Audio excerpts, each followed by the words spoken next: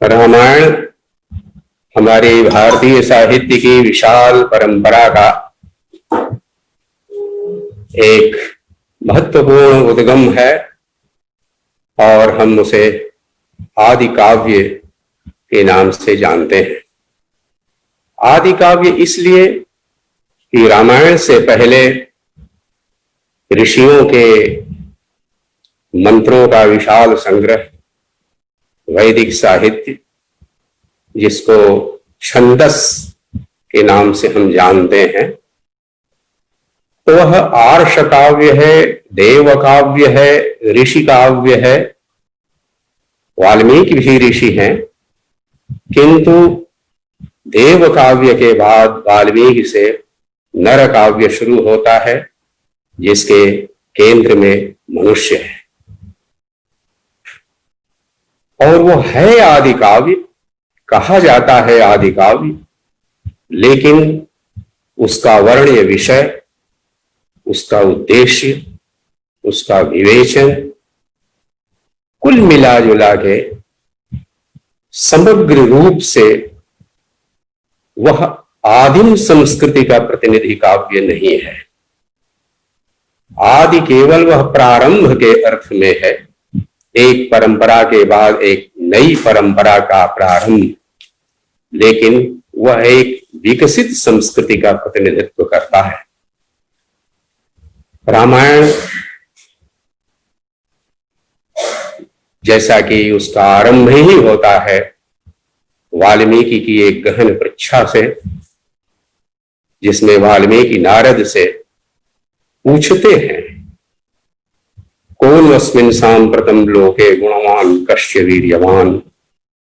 इस समय संसार में कौन है जो गुणज्ञ है, धर्मज्ञ है,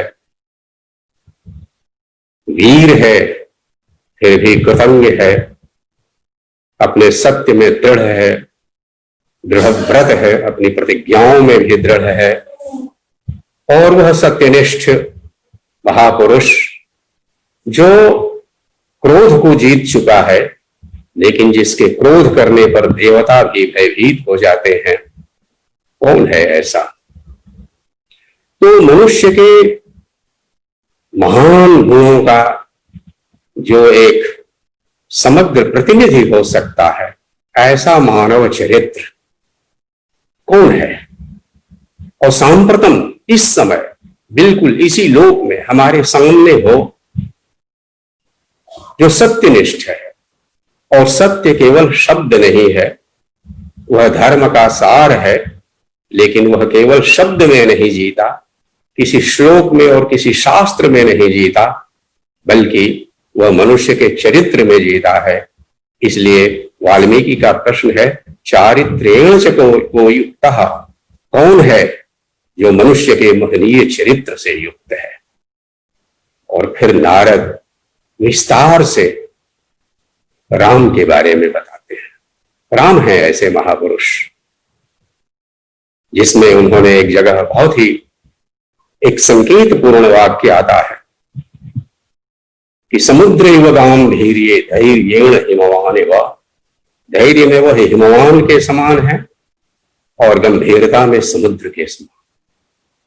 तो हिमालय से लेके समुद्र तक ये जो भूभाग है भारत का, उसका केवल भूगोल नहीं बल्कि उसकी संस्कृति, इस भूभाग में रहने वाले मानव ने अपनी सभ्यता के लंबे इतिहास में जो महान संस्कृति रची है और उसको जिया है, सर्वोत्तम रूप से जिस मनुष्य ने जिया है, वो है राम। और वाल्मीकि ये पूरी कथा सुन लेने के बाद राम की, जिसको हम मूल रामायण कहते हैं, और इसके बाद ही एक घटना घटती है अकस्मात, जो क्रौंची और क्रौंच प्रेम और क्रीड़ा में जो रत हैं, उन पर एक निषाद या व्याध का बाण तीर लगने से क्रौंच की मृत्यु हो जाती है और क्रौंची विलाप करने लगती है। तभी वाल्मीकि जो तमसा के तट पर जा रहे हैं, उस विलाप से उनके हृदय में शोक उत्पन्न होता है और वो शोक उनके मुख से एक श्लोक बनकर फूटता है। ये है छंद की उत्पत्ति, जो मनुष्य के काव्य का आदि बीज है। मानिषाद प्रतिष्ठाम तमगम शाश्वती समाह यत् क्रौंच मिथुनादेकमवधि काम मोहितम। रे निषाद, तू कभी शांति को प्राप्त नहीं होगा, तुम्हें कभी कोई प्रतिष्ठा नहीं मिलेगी, तुम्हें जीवन में चैन नहीं मिलेगा। तुमने क्योंकि प्रेम करते हुए एक जोड़े में से क्रौंच को मार डाला।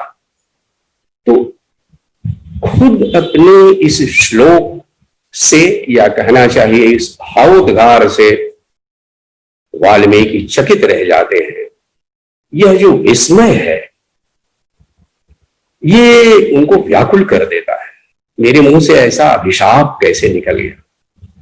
करुणा और क्रोध के बीच से ये जो शोक श्लोक बनकर फूटता है, इसको आनंदवर्धन ने, बाद में कालिदास ने दोहराया है।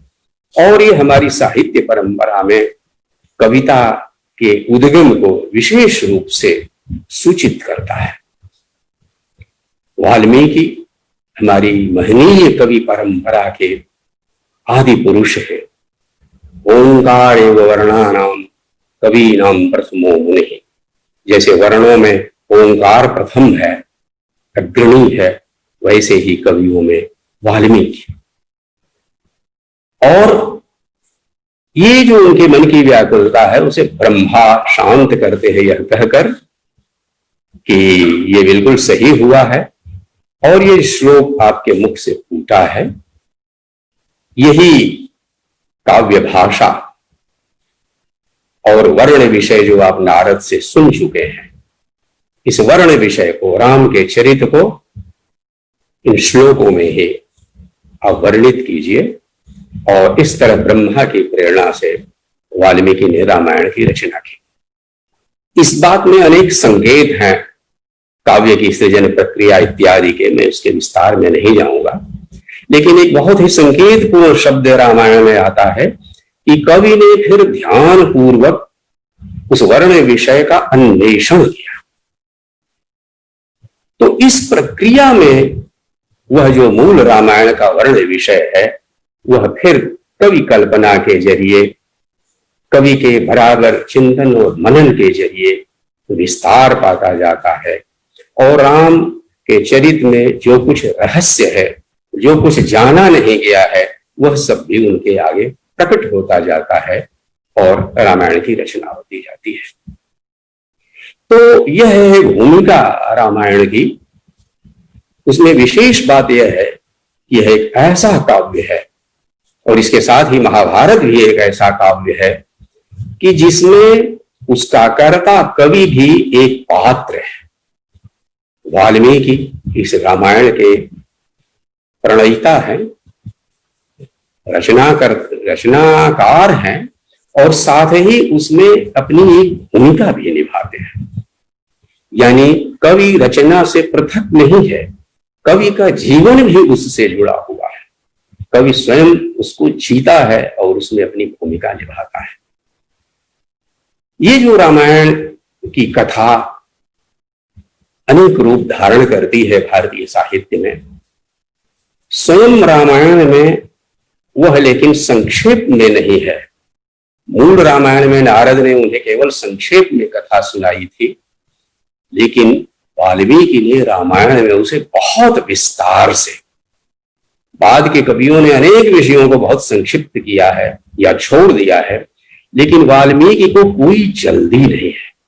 उन्होंने बड़े विस्तार से जन्म का, विवाह का, राक्षसों के विध्वंस का, परशुराम का प्रसंग, फिर अयोध्या के राजभवन का, उसके परिसर का, परिवेश का, वनवास का, और वनवास के समय फिर तमाम आश्रमों का जो मुनि जीवन है, और समस्त वन्य संस्कृति और वन्य प्रकृति, पूरा प्राकृतिक परिवेश, यानी जिस तरह उन्होंने मिथिला और अयोध्या के नगर के वर्णन में रुचि ली है, उसके भवनों के वर्णन में रुचि ली है, आगे चल के किष्किंधा का जो राज्य है उसके वर्णन में रुचि ली है, लंका के जो राजभवन है उनके वर्णन में रुचि ली है, ठीक उसी प्रकार उन्होंने पर्वत का, नदियों का, झरनों का, वन की हरियाली का और वन के यथार्थ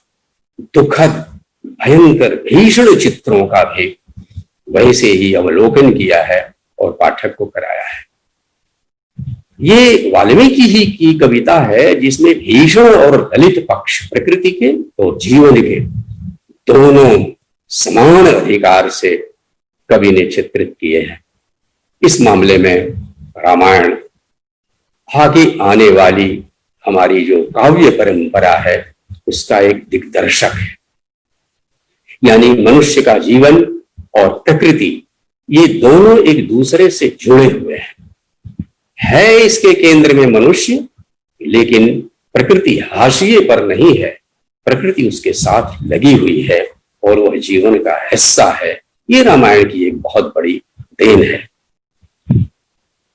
दूसरी चीज ये है कि उसी तरह समुद्र का और जो अपर पक्ष है यानी रावण, वानर, रीछ, भालुओं के जीवन का चित्रण तो किया ही उन्होंने, उसी तरह से रावण, कुंभकर्ण, विभीषण, स्वयं रावण के दरबार में भी उसी तरह से नीति का विचार विमर्श बहुत ही विस्तार से वाल्मीकि ने चित्रण किया है। यानी धर्म, नीति, राजनीति और कुल मिला जुला करके फिर जो युद्ध है वह केवल युद्ध का वर्णन नहीं, बल्कि युद्ध के पीछे के जितने दांव पेंच हैं वो सब के सब वाल्मीकि को जैसे कि स्पष्ट है।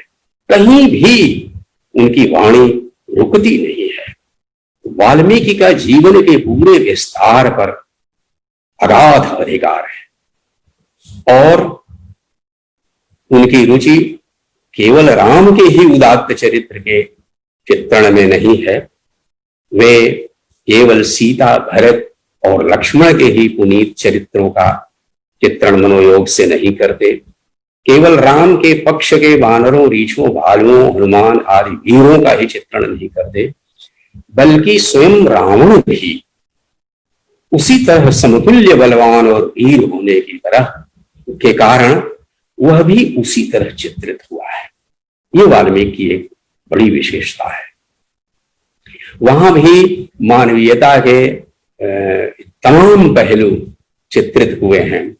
मंदोदरी और त्रिजटा के माध्यम से, राक्षसियों के माध्यम से उसका भयानक पक्ष है, तो स्वयं रावण के परिवार के भीतर जो मानवीय संबंधों का माधुर्य है वहां भी प्रकट होता है।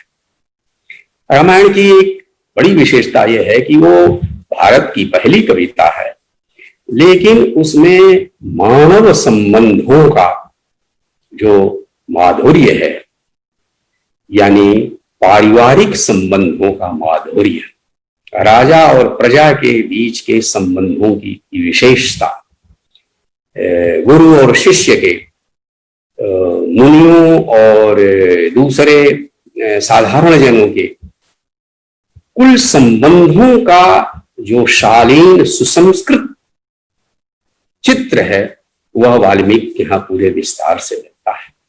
इसलिए हम कह सकते हैं कि वह पहली कविता है, लेकिन भारत की समुन्नत संस्कृति का, उसके शील समुदाय का वह इस हद तक प्रतिनिधित्व करता है कि आप उसे जातीय महाकाव्य कहते हैं। वो हमारे जाति और राष्ट्रीय आदर्शों का महाकाव्य है और उसके केंद्र में मनुष्य होने से राम वहां देवत्व उनका और उनका जो अवतार वाला पहलू है वह नहीं, बल्कि वास्तव में मनुष्य ही ऊंचा उठकर राम हो गया है, ऐसा दिखाई देता है। इसलिए वाल्मीकि की रचना मुख्यतः मानवीय यथार्थ को ध्यान में रख के चलती है और इसीलिए रविंद्रनाथ ने उसका मूल्यांकन करते हुए कहा कि यदि कवि वाल्मीकि मनुष्य के चरित्र का वर्णन न कर देव चरित्र का वर्णन करते तो अवश्य ही रामायण का गौरव कम हो जाता, उसे काव्य की दृष्टि से क्षतिग्रस्त होना पड़ता। राम के मनुष्य होने से ही रामचरित्र की इतनी महिमा है। रामायण में देवता ने पदच्युत होकर अपने को मनुष्य नहीं बनाया, मनुष्य ही अपने गुणों से देवता बन गया है। ये प्राचीन साहित्य में जहां निबंध हैं रविंद्रनाथ के, उसमें उन्होंने रामायण का मूल्यांकन इस रूप में किया है। दूसरी विशेषता यह है कि उसमें केवल कवि का परिचय नहीं है, बल्कि समस्त भारत का परिचय उससे प्राप्त होता है। और इसलिए आज 3000 वर्ष हो गए, यानी 1000 ईसा पूर्व रामायण का काल मानते हैं, और ईसा से 1000 वर्ष पहले से लेके ईसा के बाद 2000 वर्ष बीत चुके। 3000 वर्षों में भी उसकी जो आदर्श प्रेरणाएं हैं वो तनिक भी मंद नहीं हुई। उन्होंने न केवल संस्कृत साहित्य बल्कि हमारे तमाम भारतीय भाषा में की लंबी साहित्य परंपरा को प्रभावित किया, और इसीलिए रामायण उपजीव्य ग्रंथ कहलाता है। यानी उसके आश्रय को लेकर अनेक काव्य जीवित हो उठे हैं, आकार प्राप्त करते रहे हैं, और आज भी साहित्यकार उसके किसी न किसी प्रकरण से, उसके किसी न किसी चरित्र से अब भी प्रेरणा पाते हैं, और आज के जीवन की समस्याओं के लिए उनका उपयोग करते हैं, नए रूप में उनका अनुभावन और कल्पन करते हैं। ये जो रामायण की विशेषता है, उपजीव्यता, ये हम देखते हैं निश्चित रूप से रामायण में ही इसका उल्लेख है, और बाद में हरिवंश पुराण ने भी बताया है कि रामायण कुशीलवों के माध्यम से, सूतों और मागधों के माध्यम से उसका गायन होता था, और वह जनता में अत्यंत लोकप्रिय थे। तो ये रामायण ही है जिसके माध्यम से केवल काव्य ही नहीं बल्कि नाटकों का भी प्रणयन आरंभ हो गया, उनका अभिनय शुरू हो गया। रंगमंच पर और लीलाओं के माध्यम से रामायण पूरे भारत में लोकप्रिय हो उठा, और अब तो हमारे पास प्रमाण है कि वो पूरी एशिया में प्राचीन सभ्यता के जितने केंद्र हैं वहां भी उसके कुछ न कुछ प्रमाण मिलते गए हैं। विशेष रूप से दक्षिण एशिया में यानी कि इंडोनेशिया में तो अब भी उसकी लीला खेली ही जाती है, लेकिन हम उसके साहित्यिक महत्व पर ही अपना ध्यान केंद्रित करते हैं, और हम पाते हैं कि लगभग 700 ईसा पूर्व जो महाभारत का काल है, तो महाभारत में भी हमें रामोपाख्यान मिलता है, जिसमें युधिष्ठिर बहुत दुखी है क्योंकि द्रौपदी का अपहरण जयद्रथ ने कर लिया, तो उन्हें बहुत अपमान बोध होता है, और वे मार्कंडेय मुनि से पूछते हैं कि हमें वनवास मिला, इतना दुख मिला, हमें अपना प्राप्तव्य जो अधिकार है वो अभी नहीं मिला, हम वंचित किए गए अपने राज्य से, और इस वनवास में भी हमें चैन नहीं, हमारी पत्नी का अपहरण हो गया। क्या ऐसा पहले भी कभी किसी के साथ हुआ है? और मार्कंडेय मुनि ने उन्हें संतोष देने के लिए, उनका आश्वासन करने के लिए, उनको धीरज बधाने के लिए राम की कथा सुनाई। ये रामोपाख्यान पर्व बतलाता है कि लंबे समय से दुखी लोगों के चित्त का समाधान रामायण कथा के माध्यम से होता आया है, और वे राम के राज्याभिषेक तक की कथा रामोपाख्यान पर्व में सुनाते हैं। और ठीक वाल्मीकि के ही लगभग तमाम प्रकरणों को संक्षेप में उन्होंने दोहराया है। यानी उसमें अग्नि परीक्षा भी उसी शैली में है। राम ने जिस तरह से सीता पर आरोप लगाया है, उनकी अग्नि परीक्षा हुई है। अयोध्या आ जाने पर भी सीता का जिस तरह वनवास होता है, महाभारत में इन सब का उल्लेख है। फिर हम देखते हैं कि भास, जो ईसा से 100 वर्ष पहले जिनका समय माना जाता है, और संस्कृत साहित्य के इतिहास में तो भास केवल उल्लेख मात्र थे, लेकिन 1913 में हम जानते हैं कि जब उनके नाटकों का संग्रह प्राप्त हुआ टी गणपति शास्त्री को, तो उसके बाद से भास एक अनिवार्य संदर्भ बन गए। भास के 2 नाटक, अभिषेक नाटकम और प्रतिमा नाटकम हमारे सामने हैं, जिसमें उन्होंने राम की कथा ली है, और उसमें भी उन्होंने सीता की अग्नि परीक्षा की भी कथा ली है। विशेष रूप से सीता के अपहरण का प्रसंग उसमें थोड़ा सा दूसरे ढंग से है, जिसमें रावण एक पंडित विद्वान के रूप में पंचवटी में पहुंचता है, और राम उससे पूछते हैं कि श्राद्ध किस तरह किया जाना चाहिए, क्योंकि उनको अगले दिन राम अपने पिता का श्राद्ध करना है। और तब वो बतलाता है कि कांचन पार्श्व मृग से ही श्राद्ध उत्तम होता है, लेकिन वो तो हिमालय पर मिलता है, और उसी समय एक कंचन मृग चरता हुआ दिखता है, और बहरहाल आगे की कथा तो सब उसी तरह से है। आगे भास के इन 2 नाटकों के बाद हमारे सामने वो महाकवि कालिदास वाल्मीकि के बिल्कुल सच्चे उत्तराधिकारी के रूप में सामने आते हैं, जिनके रघुवंशम में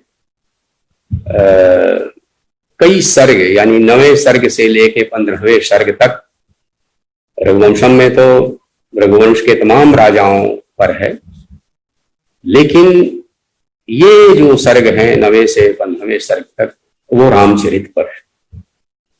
और उसमें भी 9वां सर्ग तो दशरथ के मृगया वर्णन पर है, और बाकी 3 सर्गों में राम के जन्म से लेकर के रावण के वध तक की कथा बहुत संक्षेप में सरसरी तौर पर कह दी गई है।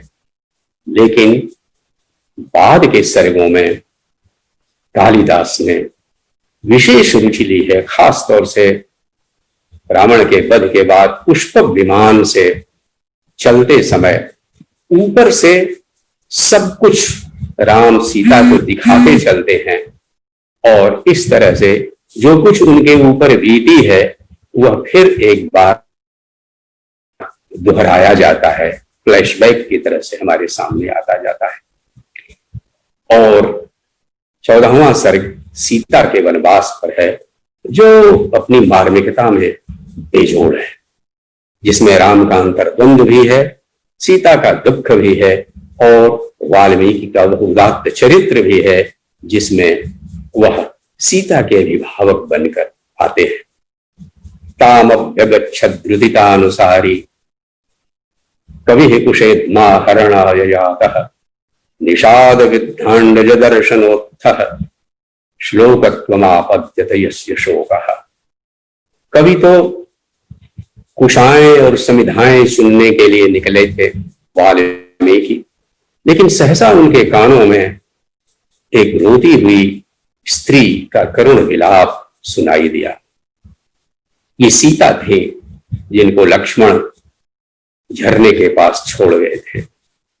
सीता विलाप कर रही थी, और कवि ने यज्ञ के लिए समिधाएं चुनना, जिस उद्देश्य से वह निकला था, वह चूंकि कवि था, इसलिए वो काम छोड़कर रुदितानुसारी, उसने रुलाई की आवाज का अनुसरण किया, और उस शब्द का अनुसरण करते हुए वे सीता के पास पहुंचे। कालिदास विशेष रूप से संकेत करते हैं, यह वही कवि है जो पक्षी के विलाप पर इस तरह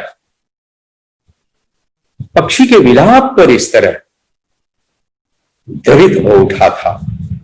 यह वह कवि था जिसके कानों में एक अब स्त्री के विलाप के शब्द पड़े थे।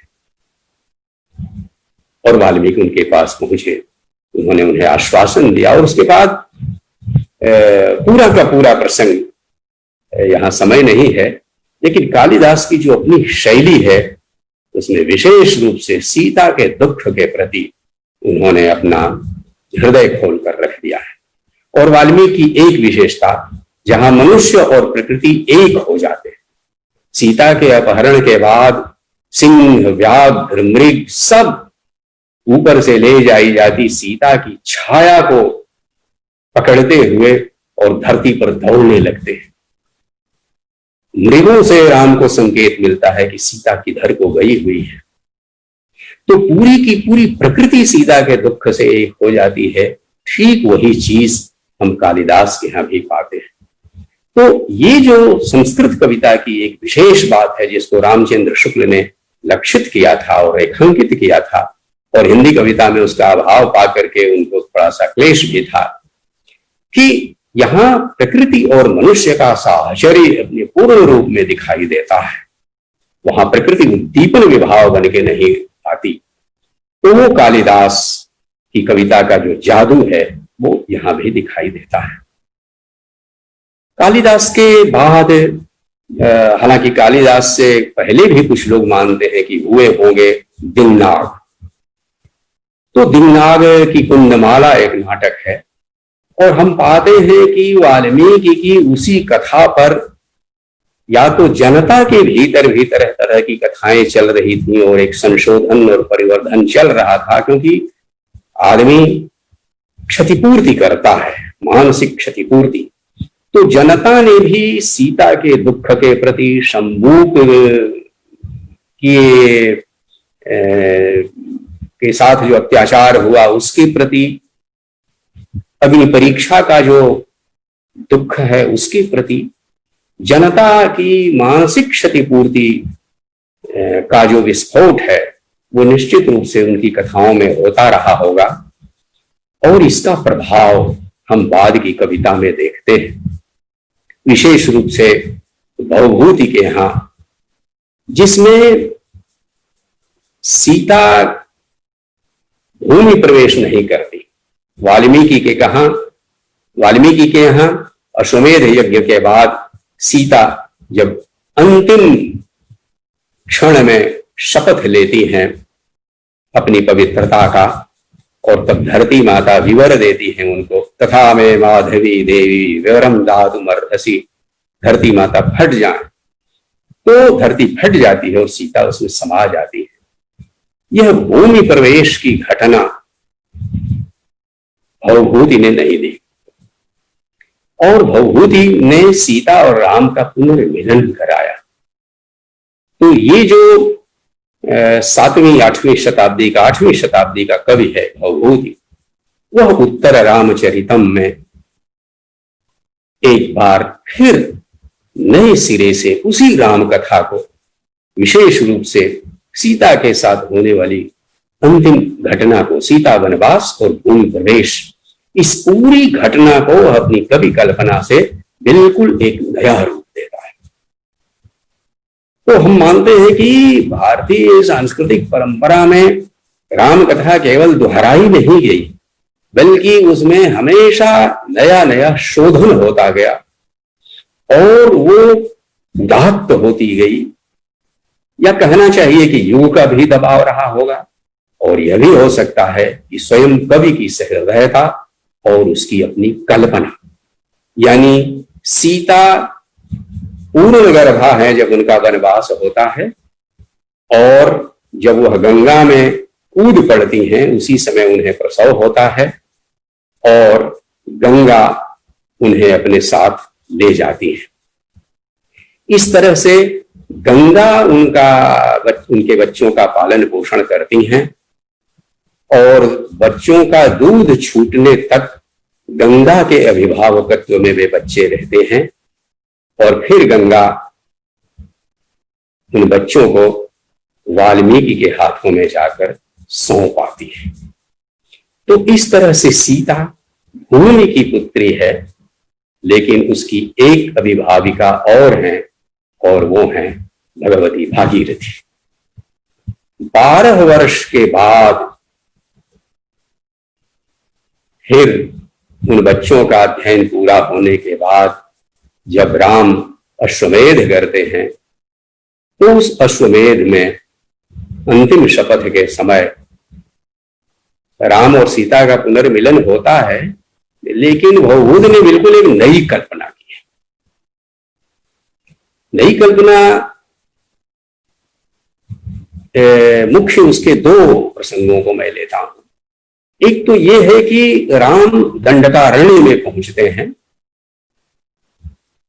और 12 वर्ष हो चुके हैं, इसलिए बच्चों के कल्याण के लिए, सूर्य का पूजन करने के लिए गंगा देवी ने सीता को तमसा और मुरला के साथ उसी दंडकारण्य में भेजा है।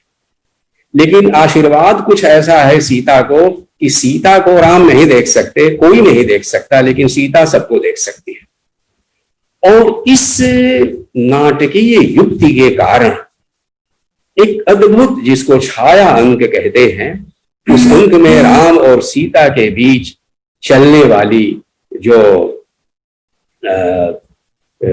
मन के बीच की भावनाओं का द्वंद्व है, वो भवभूति की कविता को बहुत ऊंचा उठा देता है। राम और सीता के बीच का जो प्रेम है, वो करुणा से लगकर एक संस्कृत कविता में ही नहीं बल्कि भारतीय कविता में एक नए अध्याय का निर्माण करता है। उसी तरह से उनका जो पुनर्मिलन होता है, वह नाटक के भीतर एक नाटक के जरिए होता है।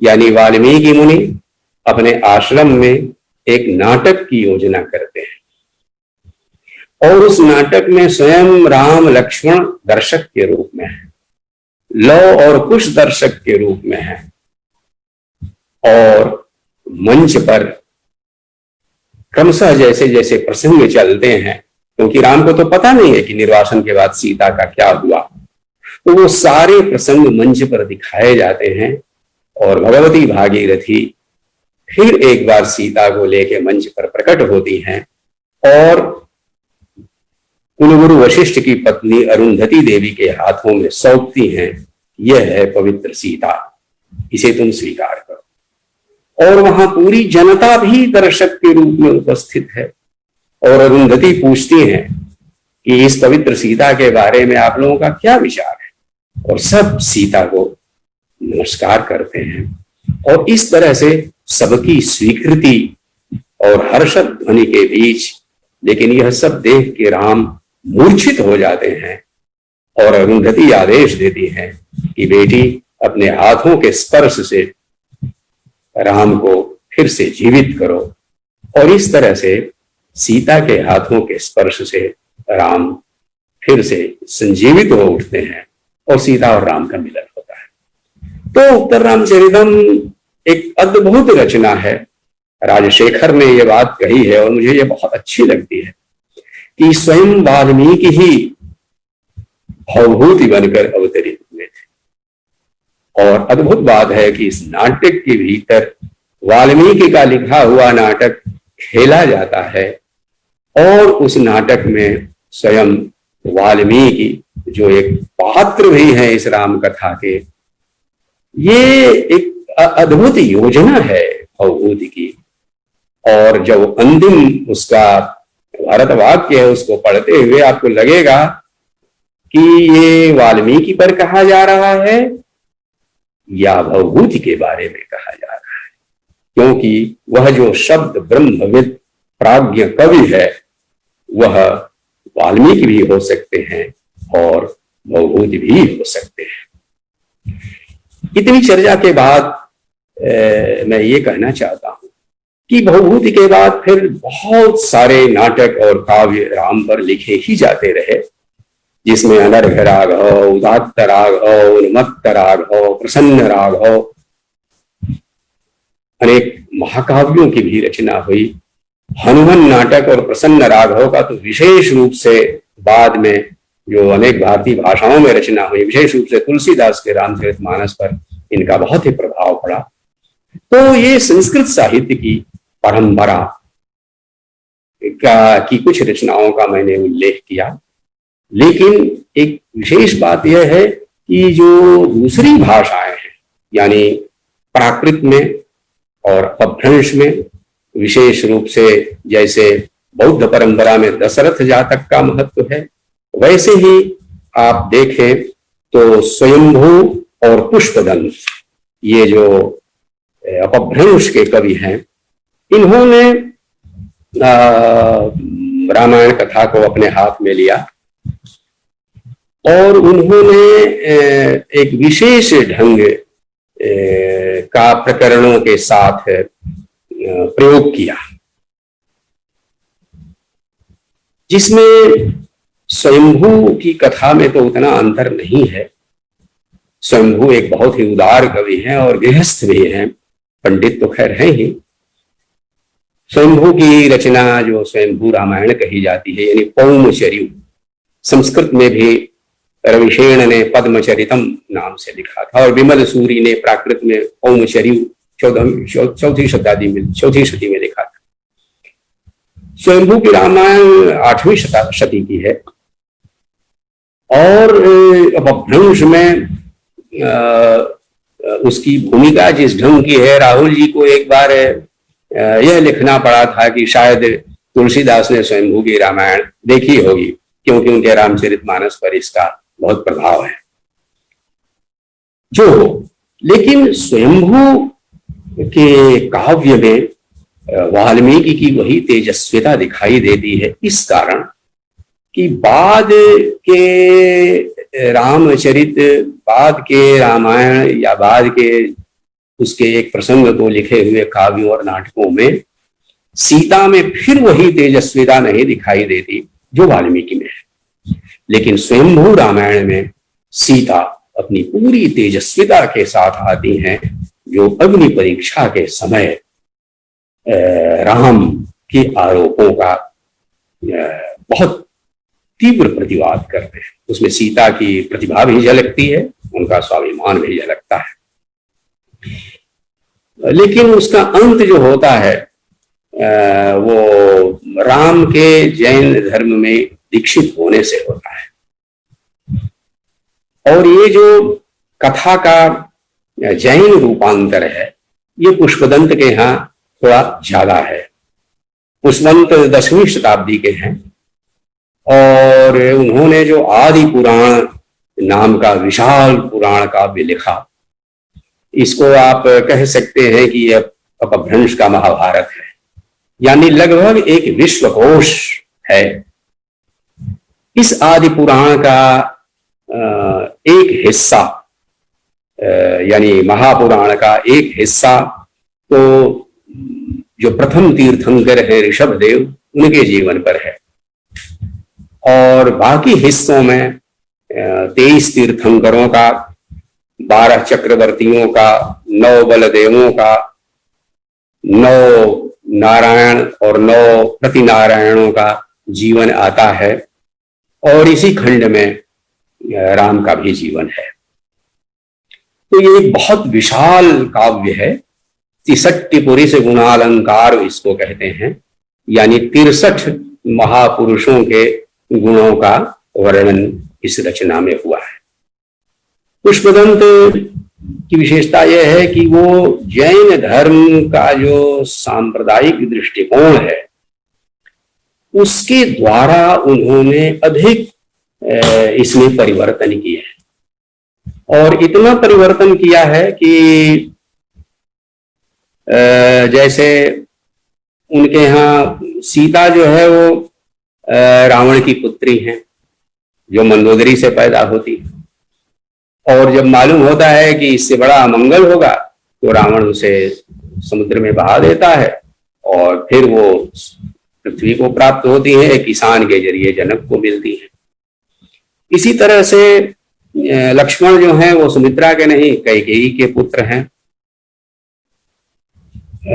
दूसरे सीता हरण जो है वो काशी के पास एक वन में होता है, पंचवटी में नहीं होता, क्योंकि राम लक्ष्मण यानी कि पूरी की पूरी कथा का जो केंद्र है वो अयोध्या नहीं है, वो काशी है।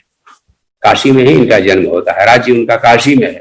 बाद में कौशल को काशी में मिला लिया गया, ऐसा आता है। और दशरथ जीवित रहते हैं वनवास तक। राम के लंका से लौट आने के बाद दशरथ की मृत्यु होती है। लक्ष्मण रोग से मृत्यु को प्राप्त होते हैं और राम बाद में बहुत निवृत्त हो जाते हैं और वैराग्य ले लेते हैं। तो इस तरह से पुष्पदंत ने वह परंपरा शुरू की जिसमें रामायण के चरित्रों को जैन धर्म की शरण में ले गए बगैर उनके चित्त का समाधान नहीं होता। इस तरह से पुष्पदंत ने जगह जगह अपने एक संकुचित सांप्रदायिक दृष्टिकोण का उसमें परिचय दिया है और उनकी राम कथा स्वयंभू की तरह से मार्मिक नहीं हो सकी है। हम देखते हैं कि उसके बाद रामायण अपने भाषा काव्य जिसको आप कहते हैं, यानी कि कम्ब 12वीं शताब्दी में आते हैं। तमिल की रचना कम्ब रामायण, ये कह सकते हैं कि वाल्मीकि के समकक्ष हैं एक तरह से तमिल में। और कम्ब की भी यही विशेषता है कि उन्होंने रामायण कथा के माध्यम से तमिल संस्कृति को एक तरह से प्रतिनिधित्व प्रदान किया है।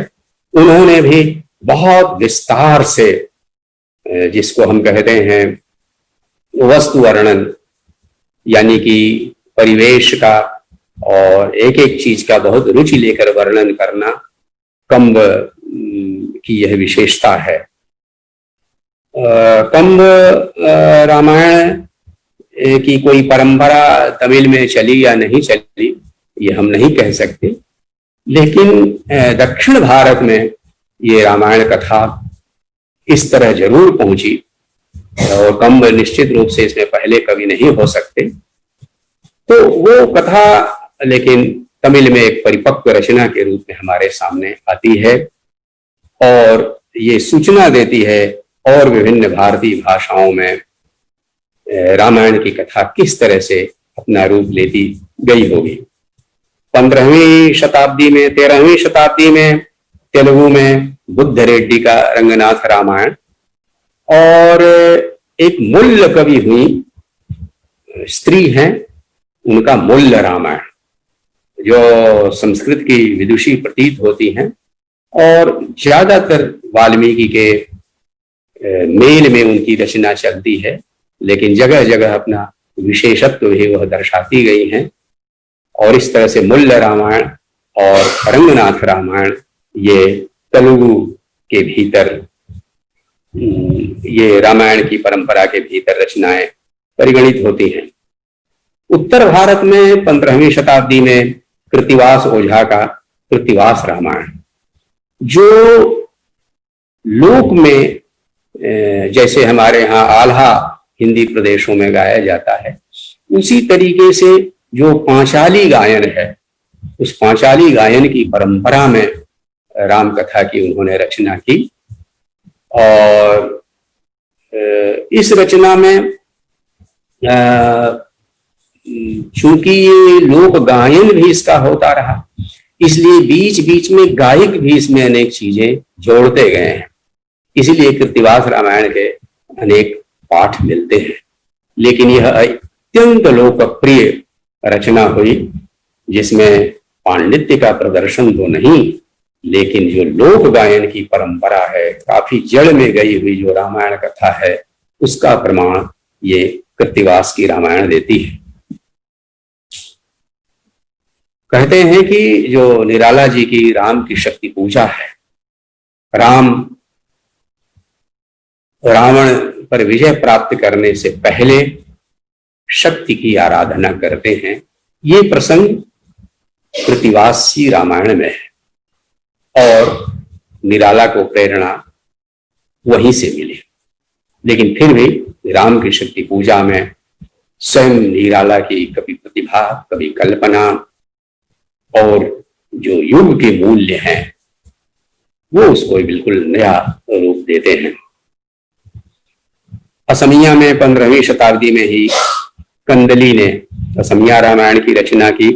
15वीं शताब्दी में ही बलराम दास ने उड़िया रामायण को रूप दिया, और रामायण की भारतीय भाषाओं में रचना की दृष्टि से 16वीं शताब्दी एक आदर्श शताब्दी है, जिसमें अकबर ने रामायण संबंधी चित्रों की श्रृंखला बनवाई, और हमारे तुलसीदास जी ने संवत 1680 यानी 1623 ईस्वी में रामचरितमानस की रचना आरंभ की।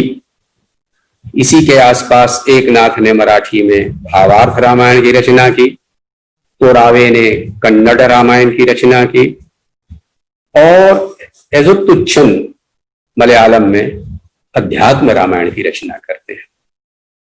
ये 16वीं शताब्दी, यह ध्यान में रखनी चाहिए, यह भक्ति काव्य की शताब्दी है, और भाषा में रचे गए जो रामायण काव्य हैं, इन पर इस भक्ति की बहुत गहरी छाप है। और यह ध्यान में रखना चाहिए कि इस भक्ति ने रामायण की उस कथा को भीतर से जाके बदल दिया। यानी कथा तो वही है, लेकिन उसकी अंतर्धारा ने चरित्रों को ही बिल्कुल दूसरे रूप में ढाला, दूसरे रंग में ढाला। इसका सबसे जबरदस्त प्रमाण स्वयं तुलसीदास का रामचरितमानस है, जिसके राम बिल्कुल तुलसी के ही राम है, जिनकी सीता तुलसी की ही सीता है, और सबसे बड़ी देन है उनकी, वो है भरत।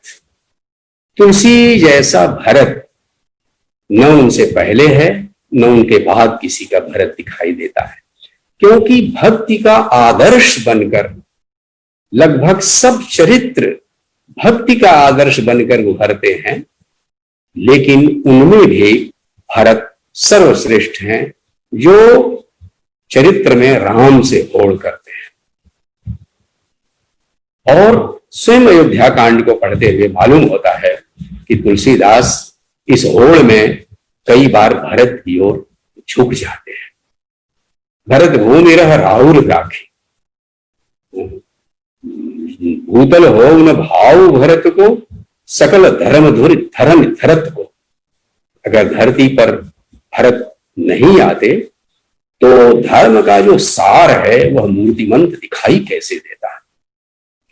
तो ये जो भरत का चरित्र है, और सबसे बड़ी चीज की रामविलास शर्मा ने कहा है, पूरा अयोध्या कांड करुणा का लहराता हुआ सागर है। तो रामायण की विशेषता ही है करुणा। हमारे प्राचीन काव्य शास्त्रियों ने महाभारत के केंद्र में शांत रस को, इसकी परिसमाप्ति शांत रस में होती है, वैराग्य में होती है, और रामायण की परिसमाप्ति करुणा में होती है।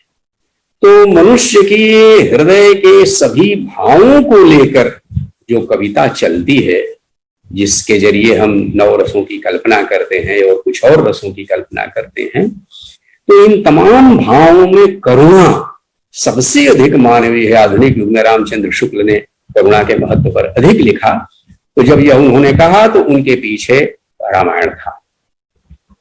ये करुणा भक्ति के साथ मिलकर तुलसीदास की कविता को एक नया रूप देती है। दूसरी चीज कि उनकी कविता में बार बार इस बात से आगाह किया जाता है कि राम को साधारण मनुष्य मत समझना, वे अवतार है, वे मनुष्य का रूप धारण करके यह सब कुछ कर रहे हैं, लेकिन वे अवतार हैं। ये बात अध्यात्म रामायण से आई है।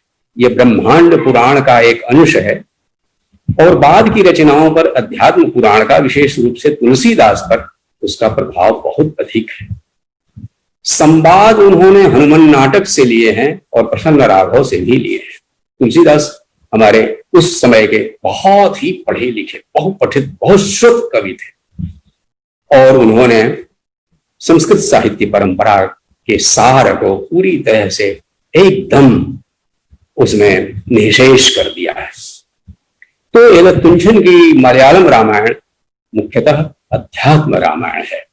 इस तरह हम देखते हैं कि 16वीं शताब्दी में आते आते रामायण एक दूसरा रूप ग्रहण कर लेता है और इसी क्रम में 17वीं शताब्दी में गुरु गोविंद सिंह ने तो उनके आदि ग्रंथ का हिस्सा है, दशम ग्रंथ का हिस्सा है, वो है गोविंद रामायण, जिसमें उन्होंने राम का चरित्र ब्रज भाषा में रचा, तुलसीदास ने अवधी में रचा था।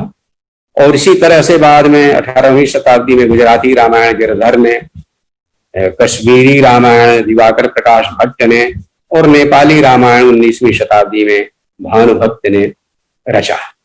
मैथिली में भी 3 रामायण मिलते हैं, जिसमें चंदा झा की रामायण सबसे अधिक प्रसिद्ध है। तो ये जो विभिन्न रामायण भारत की विभिन्न भाषाओं में रचे जाते हैं, ये एक वाल्मीकि की उपजीव्यता से, यानी वाल्मीकि एक ऐसा उद्गम है, हिमालय के उद्गम से तो कुछ नदियां निकलती हैं जो केवल उत्तर भारत को सींचती हैं, लेकिन वाल्मीकि एक ऐसे उद्गम है जहां से हमारा अनेक धाराएं फूटती हैं और हमारा पूरा सांस्कृतिक प्रवाह उससे अब तक आप्लावित होता आ रहा है। ये रामायण के साहित्यिक महत्व का एक बहुत, कहना चाहिए कि चरम मूल्य का विशेषत्व है। दूसरी चीज ये है कि आधुनिक युग में जब रामायण को लिया गया तो हम समाज में भी देखते हैं, बाबा रामचंद्र ने रामचरितमानस का उपयोग किसान आंदोलन में किया, जिस पर इतिहासकारों ने काम किया है। तो उसी तरह से लीलाओं में भी स्वाधीनता संग्राम के दौर में नए नए परिवर्तन करके उसका उपयोग किया गया। तो एक परंपरा और है, और वो है लोकगीतों की परंपरा, वाचिक परंपरा। और इस वाचिक परंपरा में जनता द्वारा मानसिक क्षतिपूर्ति का रूप अनेक लोक कथाओं में और लोकगीतों में दिखाई देता है, जिसमें सीता वनवास के प्रसंग में सीता की ओर से राम को उलाहना दिया जाता है, गा गा कर उलाहना दिया जाता है, और बच्चे के जन्म के अवसर पर सोहर में बार बार उसे गाया और दोहराया जाता है। लेकिन जो आधुनिक युग में एक बौद्धिक प्रकाश आया, उसकी वजह से हमने पौराणिक कल्पनाओं को बुद्धिसंगत और तर्कसम्मत रूप देने की कोशिश की। हम देखते हैं कि वैदेही वनवास की रचना जो हरिऔध जी ने की, ठीक उसी तरह से गुप्त जी ने 20वीं शताब्दी में जो साकेत की रचना की, उसमें हम गांधी जी के विचारों के और स्वाधीनता संग्राम के, विशेष रूप से सत्याग्रह वगैरह के अनेक चिन्ह हैं, उसमें हम पाएंगे जो प्रेरणा के रूप में काम करते हैं। वनवास के समय राम के रथ के आगे जनता का लेट कर सत्याग्रह करना कि हम आपको वन नहीं जाने देंगे। इसी तरह से राम का यह कहना कि हमें धरती को ही स्वर्ग बनाना है। दूसरी चीज ये है कि सीता की जो सेवा भावना है, वैसे ही उन्होंने, हरिऔध जी ने राधा की सेवा भावना में भी जो गांधी जी के विचार थे उनको उसमें पिरोने की कोशिश की। दूसरे महायुद्ध के समय में हम देखते हैं कि संशय की एक रात में और दूसरी तमाम रचनाओं में युग के प्रश्नों से आकुल होकर कवियों ने संशय की एक रात या इसी तरह की जो रचनाएं हैं उसमें आधुनिक युग की प्रतिध्वनियां हमें दिखाई देती हैं। राम की शक्ति पूजा एक कह सकते हैं कि 20वीं शताब्दी की एक ऐसी कविता जो महाकाव्योचित गुणों से भरपूर है, जिसमें राम मनुष्य होकर उभरते और उनका अंतः संघर्ष, उनका आत्म संघर्ष स्वयं उस युग के आत्म संघर्ष से मेल खाता है और स्वयं कवि के भी आत्मसंघर्ष से मेल खाता है। इस तरह से कई कई स्तरों पर राम की शक्ति पूजा आधुनिक पाठक के मन को प्रभावित करती है। ये रामायण का साहित्यिक महत्व है कि उसकी प्रेरणाएं यानी नई नई रचनाओं और कल्पनाओं के लिए उसकी प्रेरणाओं का स्रोत आज भी समाप्त नहीं हुआ। ये एक बहुत बड़ी विशेषता है रामायण की। गांधी जी ने स्वयं रामचरितमानस के प्रसंग में उल्लेख किया और उसके इस प्रेरक गुण की ओर उन्होंने ध्यान दिलाया। विशेष रूप से उन्होंने पुरानी कविता को नई कविता पर महत्व देते हुए कहा था, उस समय जब साकेत उनको सुनाया गया था, उसके 9वें सर्ग में उर्मिला पूरी तरह विलाप करती हैं। उपेक्षिता स्त्रियों को साहित्य में स्थान दिलाने के लिए जो रविंद्रनाथ ने कहा था, तो उसके असर में गुप्त जी ने उर्मिला का विलाप 9वें सर्ग में पूरा एक सर्ग उसके विलाप को समर्पित कर दिया। उस पर गांधी जी का विचार था कि उर्मिला की जो मौन तपस्या है उसमें कहीं अधिक शक्ति है, तेजस्विता है, प्रेरणा है। आपने उर्मिला को बहुत रुलाया है, इसलिए पुरानी कविता का जो ओज है और उसमें मनुष्य के प्रत्येक जीवन संघर्ष में, जीवन के प्रत्येक प्रश्नाकुल क्षण में जो समाधान देने की शक्ति है, वो रामायण का बहुत बड़ा साहित्यिक महत्व है। इससे भी ये चीज प्रमाणित होती है कि 19वीं शताब्दी में जो गिरमिटिया मजदूर बाहर गए, मॉरिशस में, फिजी में, ट्रिनिडाद में, सूरीनाम में, वे अपने साथ मानस की पोथी भी ले गए, रामायण ले गए और उन्होंने बार बार उसको गाते बजाते हुए अपना दुख ही नहीं भुलाया। उनके मन में एक आशा थी कि जैसे सीता और राम के दिन लौटे थे, वैसे हमारे भी दिन कभी लौटेंगे। रहीम के जीवन में भी रामायण इसी तरह से एक चित्त का समाधान करने वाला आदर्श बन करके उभरा हुआ दिखाई देता है।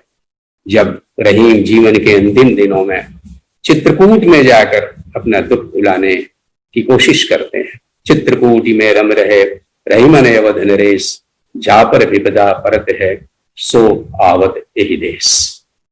इस तरह रामायण दुख में, संघर्ष में, चुनौतियों के आगे संघर्ष में खड़ा होने की प्रेरणा देने वाला काव्य है। वह साहित्यिक प्रेरणाओं और कल्पनाओं का तो उद्गम है ही, स्वयं दुखी मन को, मनुष्य के आकुल मन को समाधान देने वाला भी एक अद्भुत काव्य है। यहाँ कविता जीवन का से उपजती है और जीवन का ही अंग और अवलंब बनकर जीती रहती है। ये रामायण का एक बड़ा साहित्यिक महत्व है। मैं इन्हीं शब्दों के साथ इस बातचीत को रामायण के साहित्यिक महत्व की कुछ विशेषताओं को रेखांकित करते हुए समाप्त करता हूं। नमस्कार।